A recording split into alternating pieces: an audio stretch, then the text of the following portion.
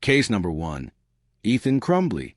It was a regular Tuesday morning at Oxford High School in Michigan, and nobody inside those walls had any idea that by the afternoon, for teenagers would be dead. The date was November 30th, 2021, and the young man responsible was only 15 years old. His name was Ethan Robert Crumbley, and what makes this story so difficult to sit with isn't just what he did. It's everything that happened in the hours leading up to it, and everything his parents chose not to do. Oxford High School wasn't unprepared. The school used an active shooter drill program called ALICE, which trained students and teachers in evasive strategies, using noise, creating distance, staying unpredictable. They even had door barriers called night lock installed on every classroom door years before state law required it. But no amount of preparation could stop what was coming, because the warning signs were already there, and they were being missed, or worse, ignored. In the weeks before the shooting, rumors had already started swirling around the school. There had been an act of vandalism, a severed deer head thrown from the school roof into the courtyard, and along with it came whispers of a planned attack. School administrators looked into it and told parents there was no credible threat. The county sheriff said the same thing. His office had heard nothing either. On the morning of the shooting, surveillance footage would later show Ethan walking into a bathroom and coming back out about a minute later, this time holding a semi-automatic handgun. He immediately began firing into the crowded hallway as students moved between classes. He walked calmly down that hallway, shooting into classrooms at anyone who couldn't get away in time because of how quickly students and staff reacted. He was never actually able to get inside any of the classrooms. Teachers barricaded doors, covered windows, and convinced students this was not a drill. One student hid in a bathroom stall and heard the sound of a gun being cocked just outside. When it was finally safe to come out, he found bodies on the floor. Police got their first of nearly 100 emergency calls at 12:51 in the afternoon. Within 2 or 3 minutes of the first officers arriving, Ethan was arrested unharmed by a school resource officer and a second deputy. He still had 7 rounds loaded and 2 more magazines on him.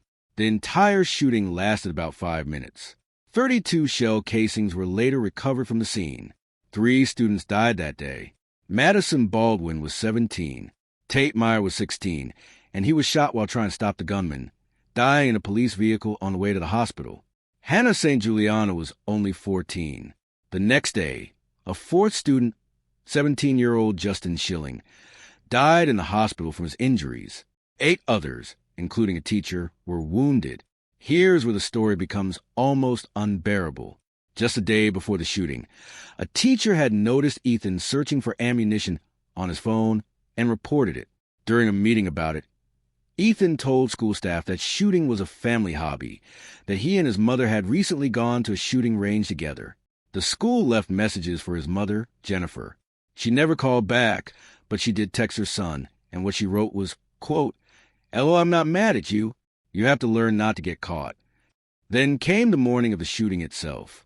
A teacher found a drawing on Ethan's math worksheet. It showed a handgun pointed at the words, "The thoughts won't stop, help me."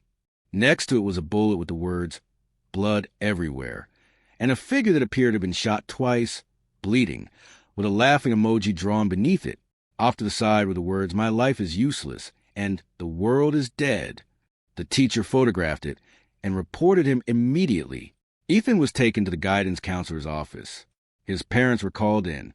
By the time they arrived, Ethan had scribbled over the drawing trying to hide it. School staff told the parents their son needed counseling within 48 hours, or they would call Child Protective Services. They were told directly that their son was showing signs of suicidal thinking. And yet, James and Jennifer Crumbley resisted taking him home. They never mentioned that 4 days earlier, on Black Friday, James had bought their son a handgun. They left the school at 10:54 that morning without ever asking where that gun actually was. By the time that meeting had even taken place, Ethan had already hidden the weapon somewhere on school grounds. He was sent back to class because he had no prior disciplinary history. At 12:38 in the afternoon, just 12 minutes before he opened fire, his mother texted him to check in on how he was doing. After the shooting started, while news reports were just beginning to break, Jennifer texted her son again, "Ethan, don't do it." 15 minutes after that, James called 911, not to report a school shooting, but to report his gun missing and to say that his son could be the shooter. Ethan was charged as an adult with terrorism causing death, first-degree murder, assault with intent to murder, and possession of a firearm during a felony. It was reportedly the first time in American history that a terrorism charge had been filed over a school shooting. In October 2022, he pleaded guilty to everything, dropping an earlier insanity defense. In December 2023, he was sentenced to life in prison without parole, plus 24 more years. Right before sentencing, he apologized, saying he wanted whatever punishment the victims wanted for him. But this story didn't end with Ethan.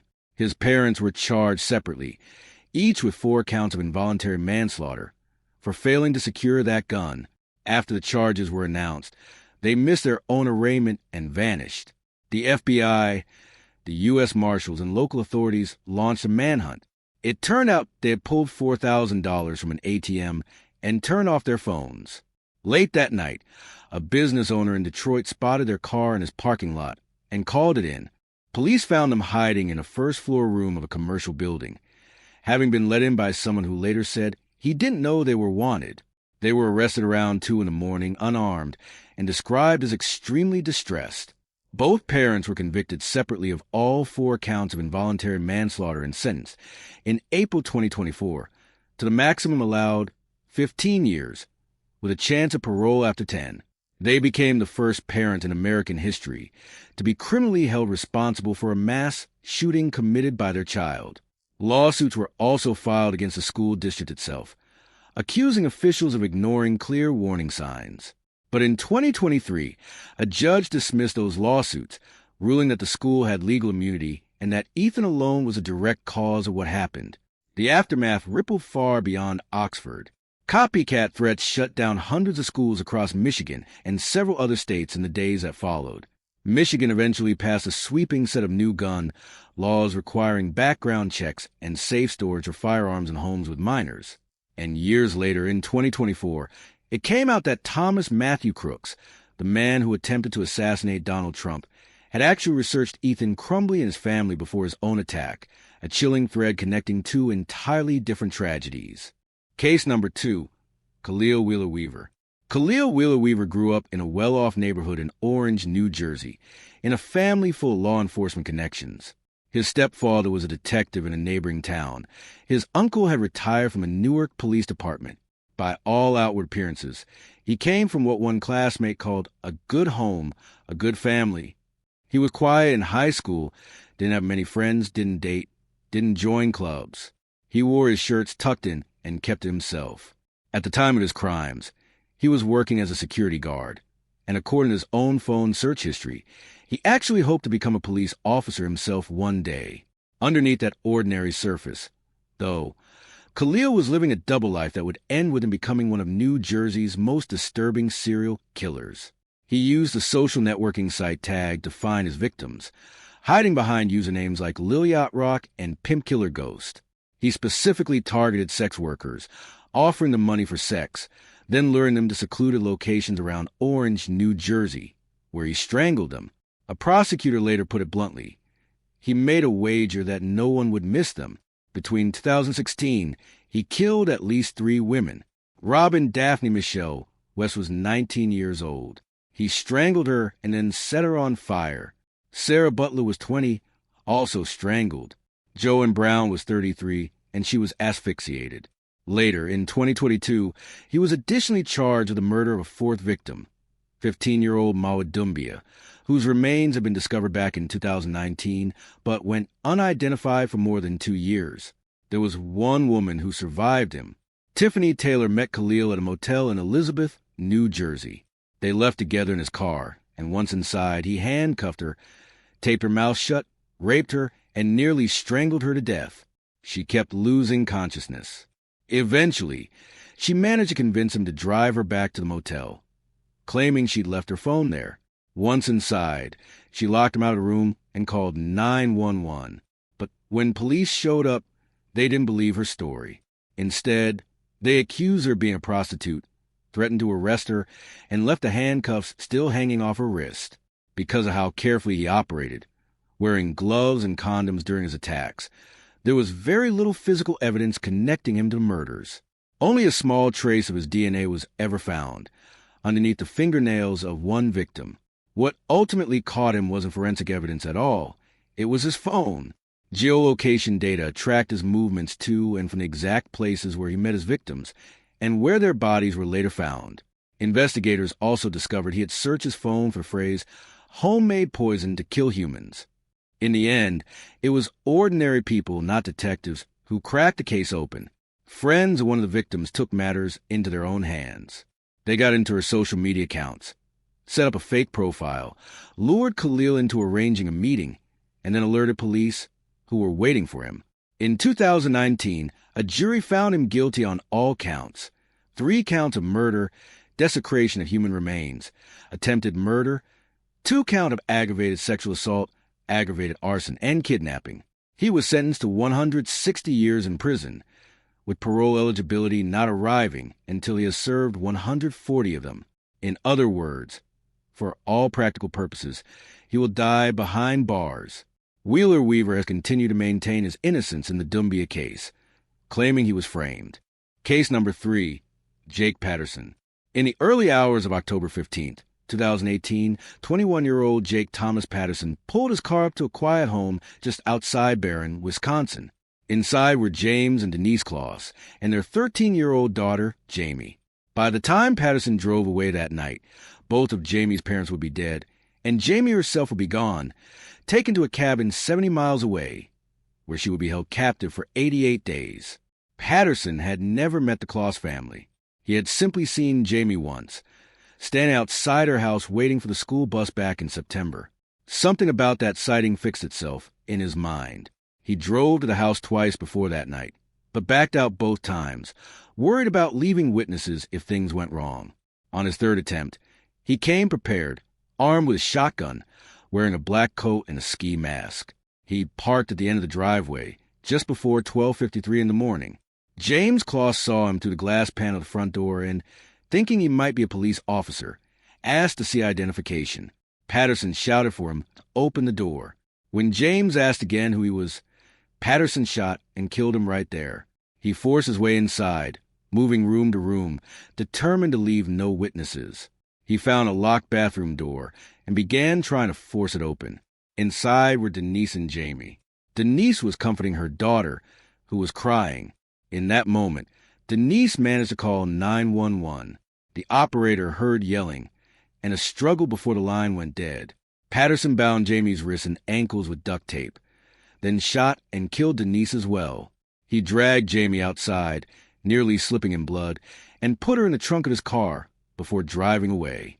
Police arrived only 4 minutes after that 911 call, but by then it was already too late.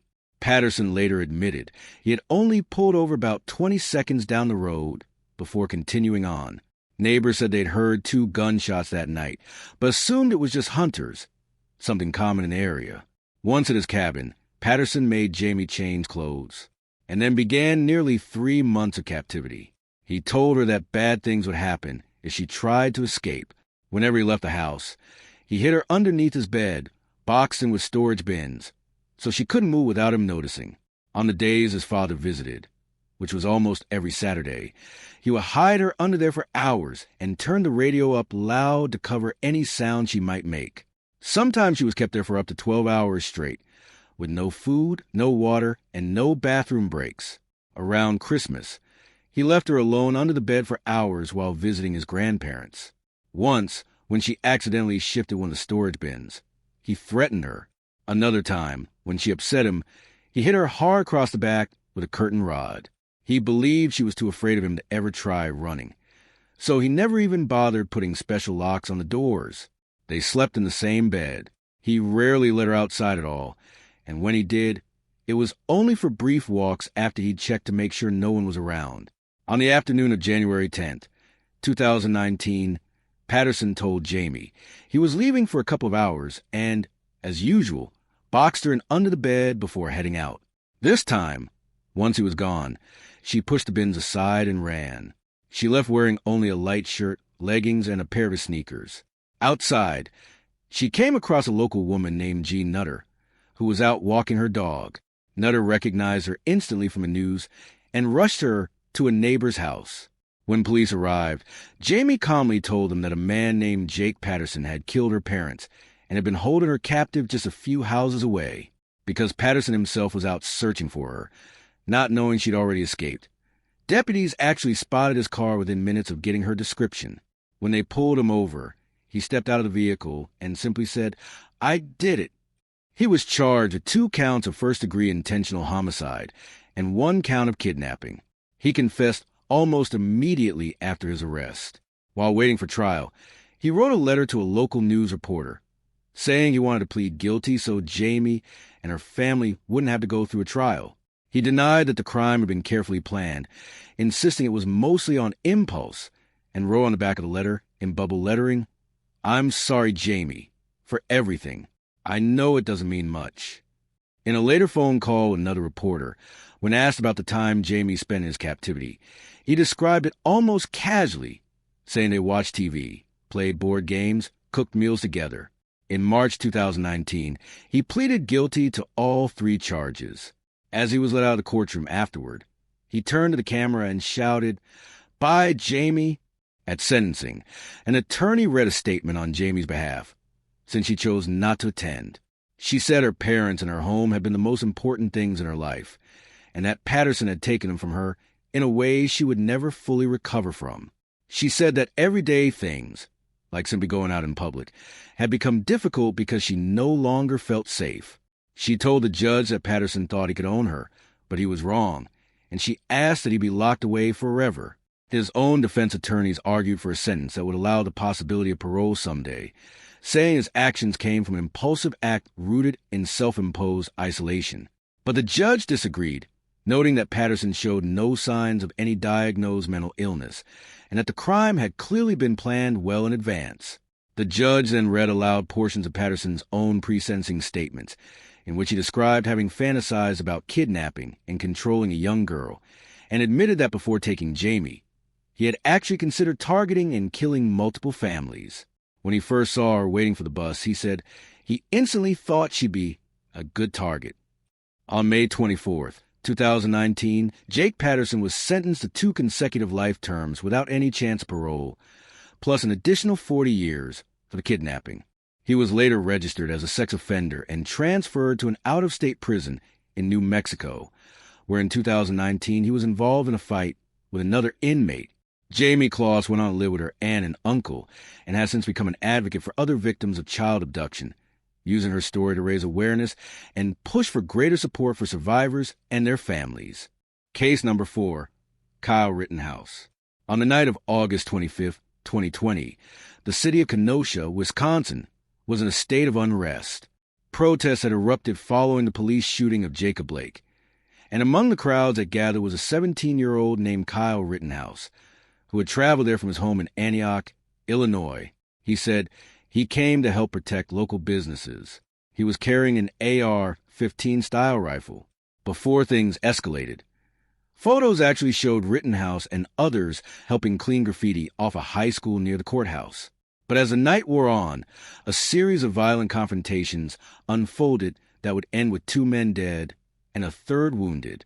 The first came when a man named Joseph Rosenbaum chased Rittenhouse and cornered him in a dealership parking lot, grabbing the barrel of his rifle.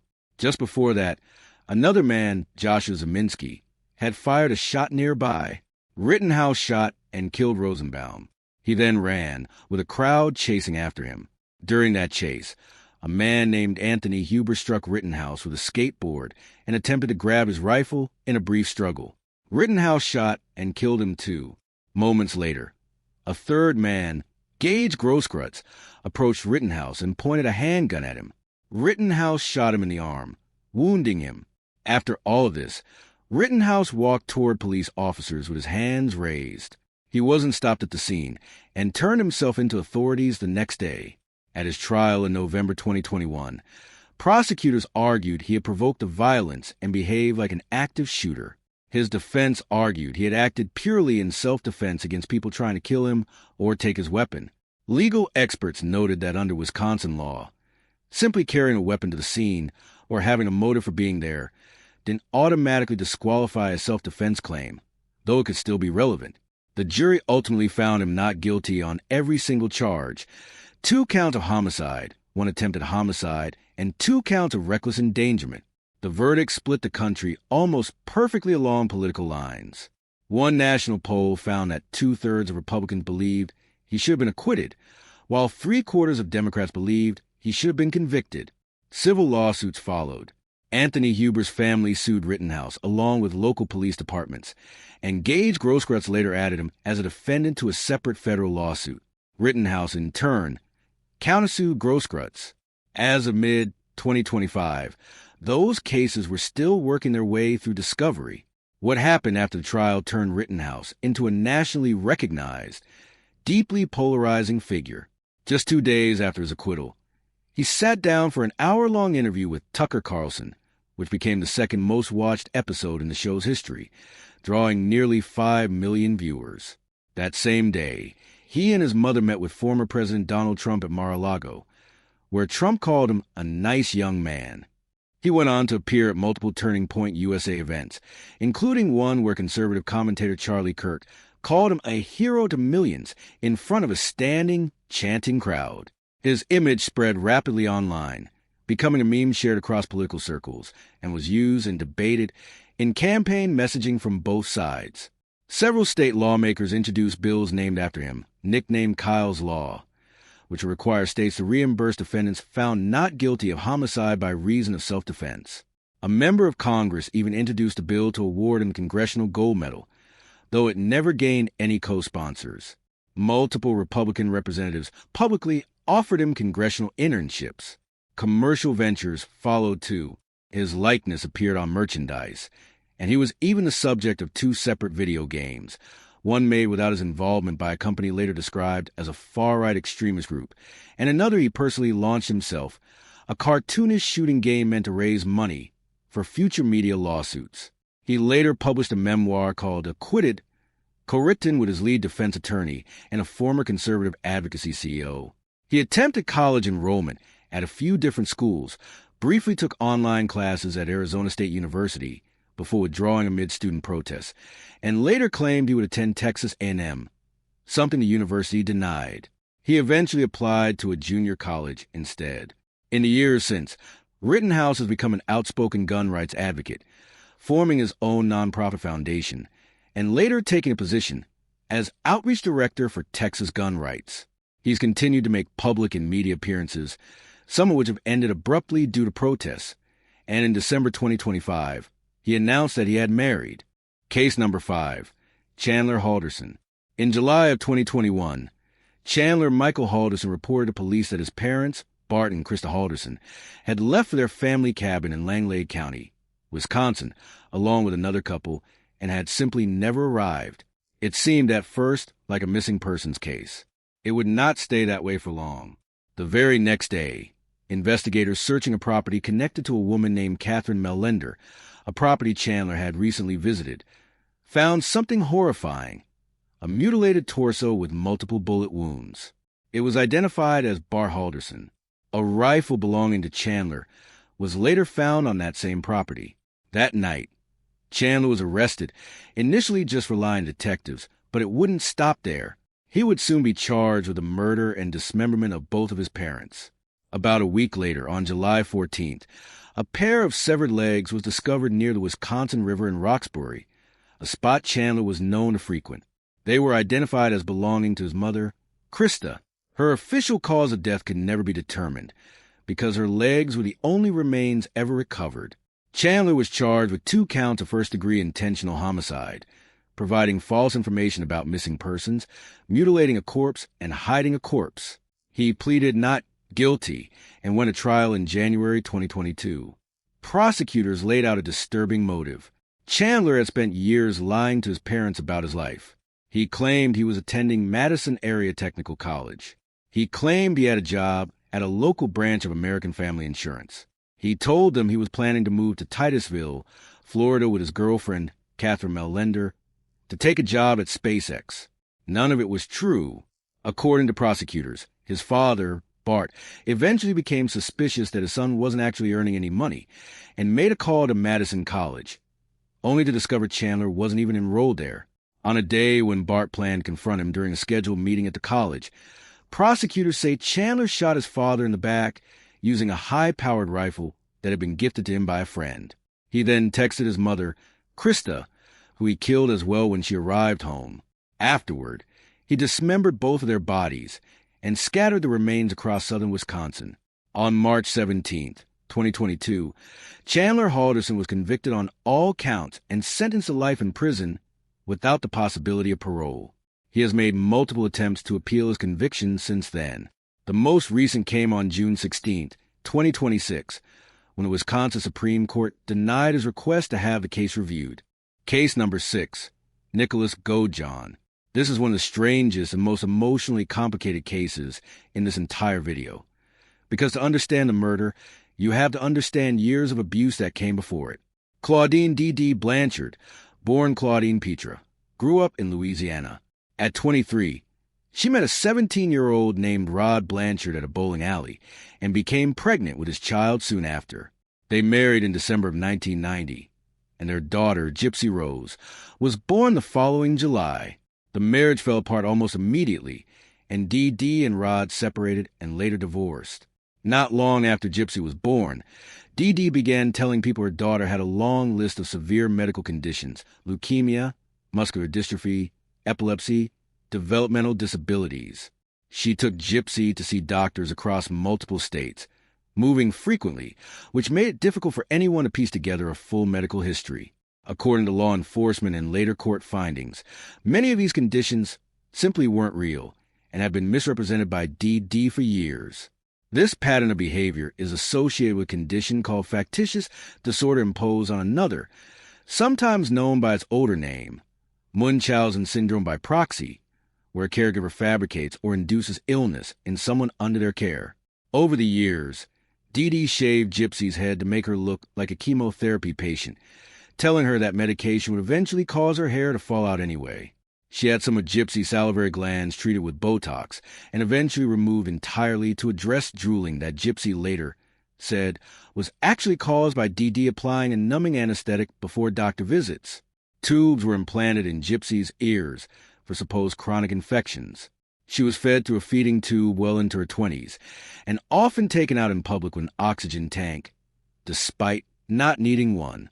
In 2007, a pediatric neurologist named Bernardo Flasserstein became suspicious of the muscular dystrophy diagnosis. He ran MRIs and blood tests that came back completely normal, and after watching Gypsy stand and support her own weight, he told Dee directly that he didn't see any reason she couldn't walk. When he looked into her prior medical records, he found her original muscle biopsy had actually come back negative years earlier, directly contradicting what Dee had claimed. He suspected the disorder, but never formally reported it to authorities. Dee eventually got access to his notes and simply stopped bringing Gypsy to see him. In 2009, an anonymous tip led police to do a wellness check after a caller suggested Gypsy might be healthier than she appeared, and that Dee had used multiple false names and birth dates. Dee explained it away as an attempt to hide from an abusive ex-husband. Officers accepted the explanation and closed the case without ever contacting Rod. As Gypsy grew older, she began to sense that something wasn't right about her own life. She used the internet in secret after Dee went to sleep. Around 2012, she met a man online named Nicholas Gojohn, who lived in Big Bend, Wisconsin, through a Christian dating website. He had an IQ of 82 and had been diagnosed with autism spectrum disorder.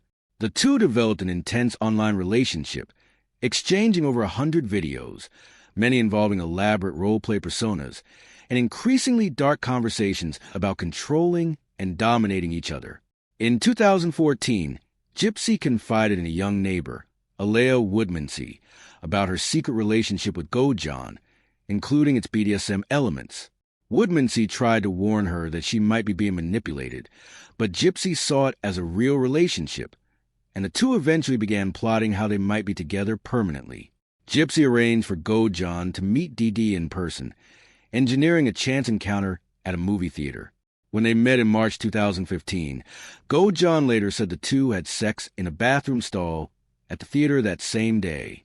Not long after, the two began actively planning to kill Dee Dee. Gypsy sent Go John messages telling him this was the only way they could ever be together. Weeks before the murder, she sent him a video of herself walking into her mother's room and pantomiming a stabbing motion over her mother's pillow. On the day of the murder, in June 2015, Gypsy sent Go John a text asking if he had gloves and a knife ready and told him she'd bring duct tape to muffle her mother's screams. She had shoplifted all 3 items from Walmart ahead of time. After Dee Dee went to sleep that night, Gypsy let Go John into the house and handed him the supplies. Go John stabbed Dee Dee 17 times while she slept. Gypsy later said she hid in the bathroom with her hands over her ears so she wouldn't hear her mother's screams, though Go John would later claim she was actually shaving her legs at the time. The two then had sex, which Gypsy would later describe as non-consensual, saying she cried out for her mother during the encounter. They stole roughly $4,400 from the house and fled to a nearby motel before mailing the murder weapon to Go John's home and taking a bus to Wisconsin. Back in Springfield, Missouri, neighbors and friends grew concerned after Dee Dee stopped answering calls, and strange posts appeared on her Facebook account. When they discovered her body, one of Gypsy's friends, the same Alea Woodmansee, who had known about Go John, gave police the information they needed to trace the two of them to Wisconsin. Investigators raided Go John's home the very next day, and both he and Gypsy were arrested. It was only after the arrest that the truth about Gypsy's health came out publicly, that she had never actually been sick and had always been able to walk. Public sympathy shifted dramatically once this became known, from viewing Dee Dee purely as a murder victim to understanding Gypsy as a long-term victim of severe abuse. Prosecutors ultimately decided not to seek the death penalty for either of them, calling the case extraordinary and unusual. Gypsy accepted a plea deal for second-degree murder and was sentenced in 2016 to 10 years in prison. Because prosecutors believe Go John had been the one to initiate the actual murder plot and physically carry it out, he faced a more severe charge of first-degree murder. His defense argued diminished capacity due to his autism diagnosis and low IQ, but in November 2018, a jury found him guilty after less than 2 hours of deliberation.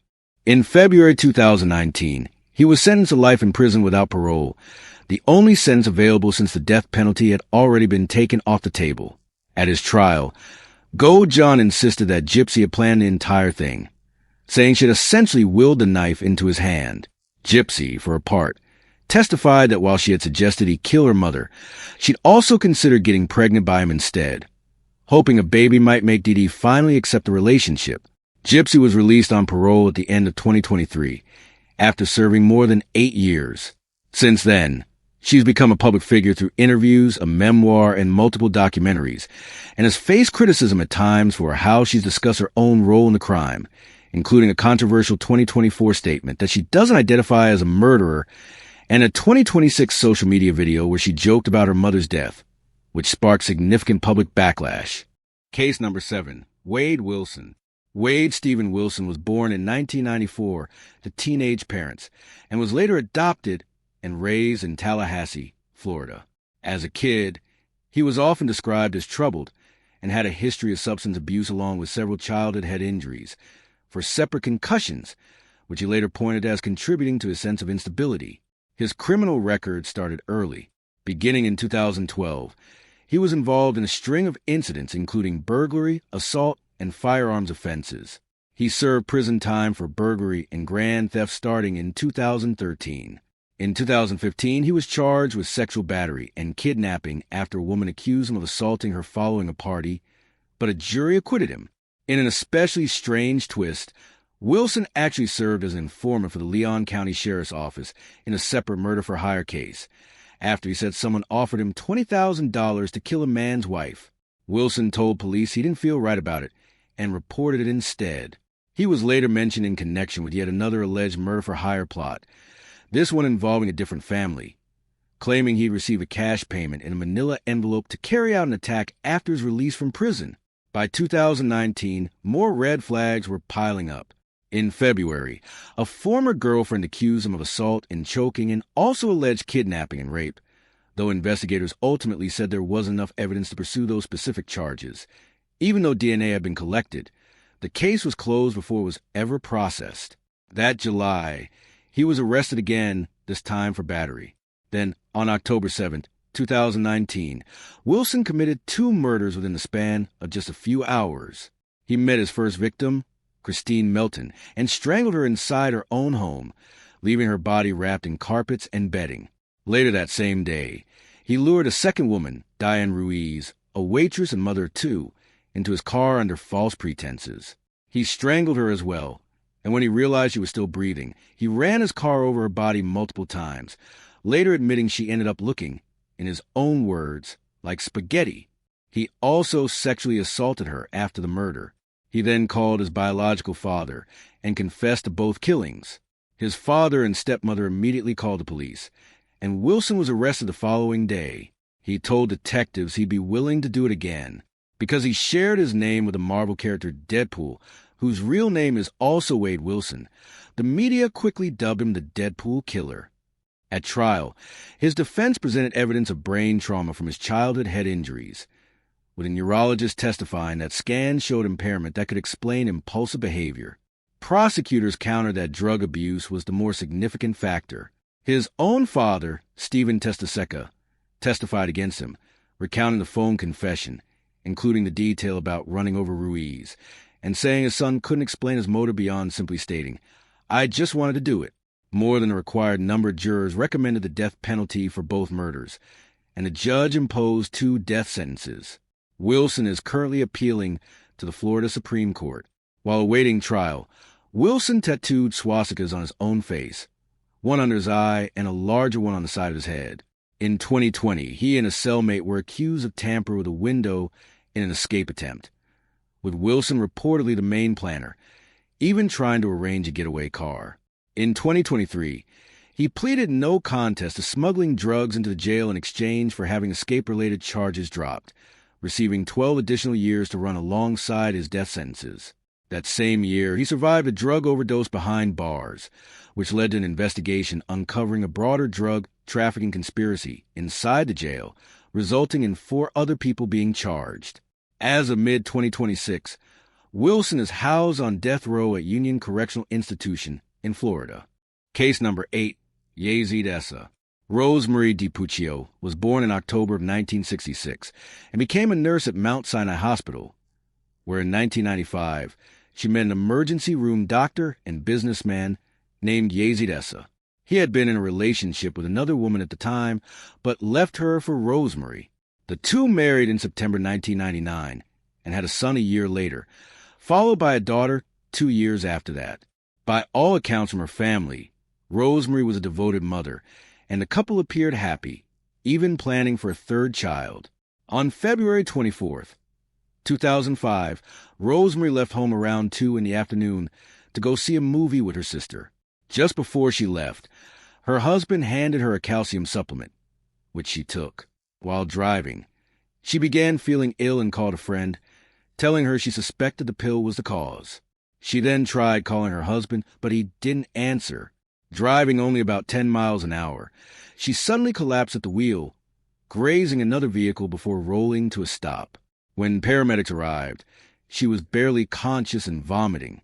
She was rushed to the hospital, where she was pronounced dead just before 3 p.m. Family members later remembered her husband standing apart from everyone at the hospital, showing no visible emotion at all. In an email informing others of her death, he wrote, simply, "Just wanted to let you know that Rosie died yesterday in a minor car accident. She will be missed." Suspicion arose almost immediately. Her friend, Eva McGregor, who had spoken to Rosemarie on the phone right before the collapse, suspected the pill had been tampered with and confronted Yazid about it directly at the funeral. She later mentioned her suspicions to a nurse, who reported it to police, who had already begun quietly investigating the death. Relatives noticed Yazid behaving strangely in the days after his wife's death.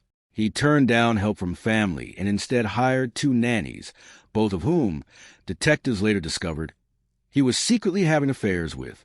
When a detective eventually questioned him about the calcium pills, Yazid gave an explanation involving his mother's older friend discussing osteoporosis, claiming that's what prompted him to suggest supplements for his wife. He handed the pills over police that same day. Then he threw what he called a going-away party.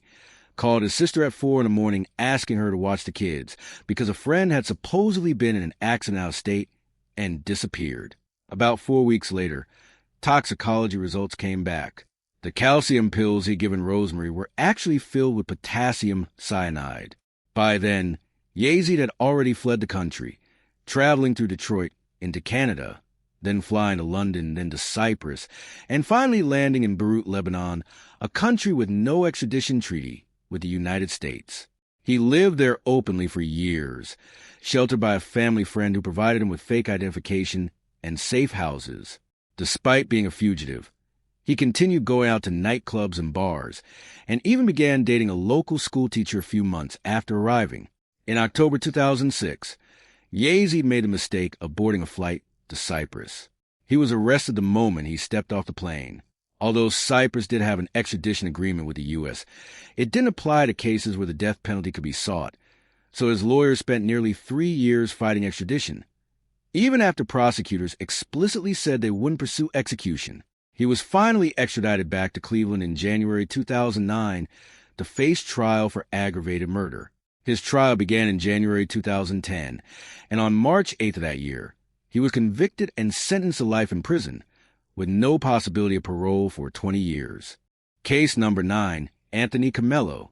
In March of 2019, a reputed mob boss named Francesco Frankie Boy Cali, the alleged head of New York's Gambino crime family, was shot and killed outside his own home on Staten Island. The man charged with his murder wasn't a rival gangster or a hitman sent by a competing family. He was a 24-year-old named Anthony Camello, whose motive turned out to be almost unbelievably strange. According to court filings from his attorney, Camello had become deeply consumed by QAnon, the sprawling online conspiracy theory built around the idea that Donald Trump was secretly fighting a hidden cabal of powerful elites. His attorney wrote that Camello's family had started noticing changes in his personality as far back as Trump's 2016 election, and that his fascination with these ideas eventually crossed the line from political belief into what the defense described as full delusion. Camello reportedly came to believe that various politicians, celebrities, and organized crime figures were all secretly part of what QAnon followers call the deep state, and that he personally was on a mission to save the country. His attorney claimed that because of the perceived standing within the QAnon movement, Camello genuinely believed he had President Trump's personal support and protection. According to the filing, the night he went to Cali's home, his actual plan wasn't to kill him. It was to perform a so-called citizen's arrest. But after a heated exchange, Camello said Cali made a sudden movement with his hand that frightened him. He then reached into his own truck, grabbed a gun, and shot and killed him. This wasn't the only strange episode connected to Camello's beliefs. According to the court filing, he had previously tried to arrest New York City Mayor Bill de Blasio at his official residence, only to be stopped by police. In another incident, believing that Congress members Maxine Waters and Adam Schiff were inside a federal courthouse in Manhattan, he went there intending to arrest and detain them himself, then went to a nearby U.S. Marshal's office seeking their help in the attempt, which went nowhere. At an early court hearing, Camello held up his palm for cameras, revealing ink writing that included the letters MAGA and the letter Q, widely recognized as a QAnon symbol. Investigators had initially speculated the murder was connected to internal mafia conflict, possibly someone with a grudge against Cali or one of his underlings. That theory turned out to be completely wrong. The defense's planned strategy going forward centers on a mental disease or defect argument, built entirely around the claim that Camello's obsession with this online conspiracy theory had spiraled into a genuine break from reality. Case number 10, Austin Haroof. Austin Haroof was a 19-year-old Florida State University student on the evening of August 15, 2016, when he abruptly stood up and walked out during a tense dinner with his family at a restaurant in Florida. He started walking toward his father's house. Along the way, for reasons that have never been fully explained, he randomly targeted a couple, John Stevens III, who was 59, and his wife Michelle Mishkin, 53, who were simply sitting in their open garage. What followed was a brutal, high-force knife attack that left both of them dead. A neighbor, Jeffrey Fisher, ran over to try to help and was stabbed as well, though he survived. When sheriff's deputies finally arrived at the scene, What they found stunned even seasoned officers: a shirtless Austin Haruf actively biting and chewing on the face of one of the victims. It took multiple deputies' tasers and a police K-9 to finally pull him off and get him under control. In the immediate aftermath, there was widespread speculation that Haruf had been under the influence of a synthetic drug known as flakka, or bath salts, substances known for causing extreme, violent delirium and unnatural strength. It made intuitive sense given what witnesses had seen. But extensive FBI laboratory testing came back completely negative for any synthetic drugs. The only substances found in his system were trace amounts of marijuana and alcohol. What had actually happened, according to experts on both sides of the case, was a genuine and severe psychotic break. In the lead-up to the attack, Haruf had reportedly gone through a rapid mental decline, severe insomnia, an obsessive interest in religious and occult topics, and he had even told his mother that he believed he possessed superpowers. Investigators also learned he had purchased hallucinogenic mushrooms just days before the attack, though no trace of them showed up in his bloodstream that night. Haruf pleaded not guilty by reason of insanity. On November 28, 2022, Martin County Circuit Judge Sherwood Bauer formally ruled him not guilty by reason of insanity, following an agreement between prosecutors and the defense after medical experts from both sides independently concluded that Haruf had suffered an authentic psychotic episode and could not understand at the time that what he was doing was wrong. Rather than being sent to prison, Haruf was committed indefinitely to a secure state mental health facility. Under Florida law, he can only be released if medical professionals determine he's no longer a danger to society, and a judge signs off on that release. At the hearing, victim impact statements painted a picture of a family still struggling to make sense of what happened.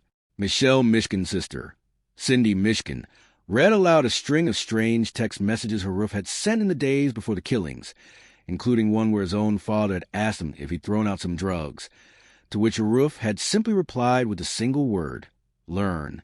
She told him directly in court that she still didn't understand what that meant. She also expressed deep frustration with the outcome, calling it, in her words, white, rich boy justice. Haruf's attorney, Nellie King, pushed back strongly against the earlier drug-related theories, saying the narrative that his actions were the result of flakka or bath salts had been repeatedly and definitively debunked, noting that evidence had been sent to 2 separate drug testing facilities on 3 different occasions, with negative results every single time. She said that while the resolution of the case couldn't bring true comfort to the victims' families, it did bring the matter to what she called its rightful and lawful conclusion.